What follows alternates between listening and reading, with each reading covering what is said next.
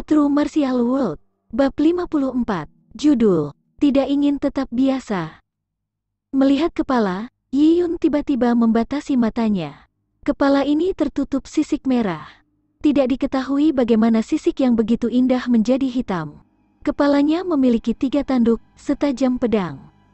Ia memiliki gigi taring yang tajam dan 2 antena panjang dan tipis. Itu tidak terlihat mengerikan, tetapi bahkan tampak memiliki martabat. Meski sudah mati, kedua mata hijaunya masih tampak memiliki niat membunuh yang dingin, memberikan perasaan dingin. Itu apa? Yi Yun tidak tahu mengapa selain niat membunuh yang dia rasakan berasal dari mata binatang buas yang mati, dia juga merasakan samar-samar perasaan tidak berdamai. Ini disebut binatang cilin. Terdengar suara samar. Itu bukan tetua gemuk tapi Lin Xingtong. Bagi Yi Yun, suara Lin Xingtong lembut dan halus seperti bunga mutiara. Yi Yun sedikit tertegun saat dia melihat Lin Xingtong. Sejak dia bertemu mereka, Lin Xingtong sangat pendiam kecuali ketika mereka berdebat. Dia tidak pernah memotong percakapannya dengan lelaki tua itu. Lin Xingtong berkata, binatang cilin adalah binatang kuno. Meskipun kualitas tulang kunonya tidak rendah, kekuatan hewan cilin cukup lemah di antara hewan buas lainnya. Binatang buas cilin itu spesial. Sebagian kecil dari mereka tiba-tiba akan mati di puncak kehidupan mereka. Oh, Yi Yun linglung sejenak. Bunuh diri, Lin Xingtong melanjutkan, rumor mengatakan bahwa cilin memiliki darah dari api kilin. Jika mereka menyalakan meridian tubuh mereka, mereka dapat berubah menjadi api kilin yang sebenarnya di tengah-tengah api. Tapi binatang cilin saat ini telah diturunkan dari generasi ke generasi yang tidak diketahui. Bahkan jika mereka benar-benar garis keturunan dari Fire Kilin kuno, mereka akan sangat langka. Jadi kebanyakan hewan cilin normal hanya akan menjalani kehidupan normal selama beberapa ratus tahun sebelum mereka mati karena usia. Namun, beberapa binatang cilin tidak memiliki pemikiran yang sama. Sejak mereka lahir, mereka akan mencari dan menelan semua jenis item elemen api. Mereka bahkan akan menelan api dan mengumpulkan sejumlah besar energi api di dalam tubuh mereka sampai tubuh mereka tidak dapat menerimanya. Mereka kemudian akan meledak menjadi api cilin. Binatang cilin ini kemudian akan menjalani penyucian api. Dalam api itu, mereka akan mencari garis keturunan api kilin leluhur mereka. Tapi, mereka hanya memiliki satu hasil, dan itu adalah membakar kematian mereka, tanpa terkecuali. Kadang-kadang aku rasa mereka mungkin tahu dengan jelas bahwa tidak mungkin membangkitkan garis keturunan leluhur mereka di dalam diri mereka sendiri. Tetapi mereka tetap tidak ragu untuk melakukannya, karena meskipun mereka dapat menjalani hidup mereka dengan damai selama ratusan tahun, mereka lebih suka menyalakan api cilin di dalam diri mereka pada masa puncaknya dan mati dalam api. Suara Lin Xingtong menjadi lemah. Binatang cilin adalah binatang buas yang dia kenal sejak lama. Dia merasa seperti binatang cilin. Terlahir dengan Yin Meridian, dia tidak bisa mematahkan kutukannya. Untuk dapat menghubungkan meridiannya yang rusak, dia seperti binatang cilin yang bertujuan untuk membangunkan garis keturunan Fire Kilin kuno mereka. Itu sama sulitnya dengan naik ke surga, dan setara dengan membawa kehancuran pada dirinya sendiri. Apakah dia memilih kehidupan binatang cilin yang normal, dan menjalani kehidupan biasa selama ratusan tahun sebelum mati, atau memilih menjadi yang pemberani di antara binatang cilin, untuk mencoba memecahkan batasan takdir mereka, tanpa khawatir mengorbankan hidup mereka? Sebenarnya Lin Xingtong sudah mengambil keputusan di dalam hatinya. Mendengar kata-kata Lin Xingtong, Yi Yun terdiam.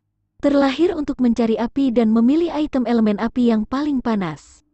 Menggunakannya sebagai makanan sampai tubuh mereka terbakar, dan akhirnya mati di dalam nyala api. Bahkan jika mereka tahu bahwa mereka tidak memiliki kesempatan untuk berubah menjadi api kilin, mereka bersedia mengejar mimpi yang mengilap ini dengan mengorbankan hidup mereka. Karena mereka tidak mau hidup di antara yang lemah. Hal tersebut dapat diringkas dengan ungkapan yaitu, tidak ingin tetap biasa. Ya, tidak mau tetap biasa. Yi Yun juga tidak mau tetap biasa. Tetapi dia tidak tahu bahwa Lin Xingtong yang lembut dan lemah di depannya berbagi pemikiran yang sama. Master, apakah kamu menggunakan binatang cilin untuk menyemangati generasi muda? Atau apakah kamu menasihati generasi muda untuk tidak terlalu percaya diri hingga membakar jari sendiri? Tanya Yiyun tiba-tiba. Tetua gendut itu mendengus menjawab, kamu terlalu banyak berpikir. Apa gunanya mendorong kamu dengan konstitusimu? Paling-paling aku bisa memberitahu kamu untuk tidak terlalu percaya diri. Di dunia ini, banyak sekali yang berlatih seni bela diri. Banyak yang telah membawa kehancuran pada diri mereka sendiri. Untuk mendapatkan lebih banyak sumber daya, mereka telah pergi ke alam liar sendirian tanpa mengetahui diri mereka sendiri dan berakhir di perut hewan buas. Meskipun penatua gemuk itu memiliki lidah yang keji, kata-katanya memiliki nasihat yang tulus di dalamnya. Yiyun dengan rendah hati berkata, aku telah tercerahkan. Ya, melihat sikap Yiyun, tetua gemuk itu sangat puas. Buku yang Singtong tinggalkan untukmu terlalu bagus untukmu. Bacalah dengan baik. Meskipun aku pikir kamu memiliki konstitusi yang buruk, persepsi kamu masih memenuhi sasaran. Adapun Dragon Rip Tiger Bonefish milikmu, biasa saja. Bacalah buku Singtong, dan kekuatanmu akan meningkat. Yang tersirat, kata-kata tetua gemuk itu sengaja meremehkan Yiyun, tetapi Yiyun tahu bahwa itu adalah kata-kata penyemangat, jadi dia dengan rendah hati menerima nasihat itu. Sayang sekali. Penatua gemuk itu menggelengkan kepalanya dan mengubah topik pembicaraan. Oh, nak, kamu mungkin tidak tahu, tapi jika kamu menjual buku ini di klan kuno, dan mengatakan bahwa buku ini memiliki catatan yang dibuat oleh Singtong, aku tidak tahu berapa banyak tuan muda yang bersedia menawar yang tinggi untuk itu. Bagi tuan muda ini, Singtong adalah Master. Lin Singtong dengan marah menyela tetua gemuk itu. Untuk alasan tertentu, dia memang mengejar banyak putra dari keluarga besar di klan kuno. Jika bukan karena gurunya yang menerimanya sebagai murid, dia pasti sudah bertunangan. Bagaimanapun, meskipun Lin Singtong memiliki bakat luar biasa, karena yin meridiannya, kekuatannya terbatas, jadi rentang hidupnya hanya beberapa ratus tahun saja. Klan keluarga besar sangat bermanfaat. Semuanya dilakukan untuk kepentingan keluarga. Jelas bahwa bertunangan dengannya akan mendapatkan dukungan dari keluarga lain, yang selanjutnya mendorong kepentingan klan keluarga. Lupakan. Melambaikan tangan tetua gemuk itu. Dia mengubah topik dan berkata, hei nak, kepala binatang cilin ini adalah milikmu. Binatang buas cilin agak istimewa. Setelah mati, Yuan Qi di dalam tubuhnya perlahan-lahan akan keluar. Itu bisa melakukan ini selama 10 tahun. Jadi jika kamu menyembunyikan kepala ini dengan benar, kamu masih dapat menyerap Yuan Qi-nya tanpa memurnikannya. Itu akan tergantung pada diri kamu sendiri seberapa banyak kamu akan mampu menyerap. Dari sudut pandang penatua gemuk, Yiyun tidak mampu memurnikan tulang kuno.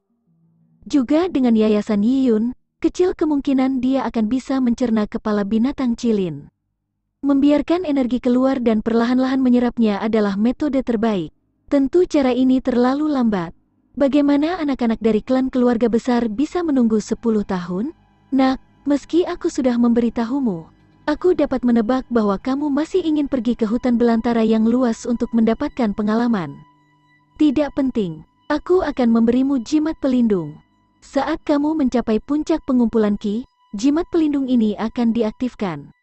Itu bisa melindungi hidup kamu sekali. Jika suatu hari kita ditakdirkan untuk bertemu lagi, dan kamu tidak menggunakan jimat pelindung, kamu dapat menggunakannya sebagai hadiah untukku. Mengapa kamu melihat aku seperti itu? Tetua gemuk bertanya sambil melihat mata Yiyun dipenuhi dengan kecurigaan. Yiyun tidak menyangka bahwa orang tua itu menawarkan untuk memberinya keuntungan. Matahari pasti terbit dari barat. Tetapi jika dia menawarkan untuk memberikan sesuatu, apakah itu dapat dipercaya?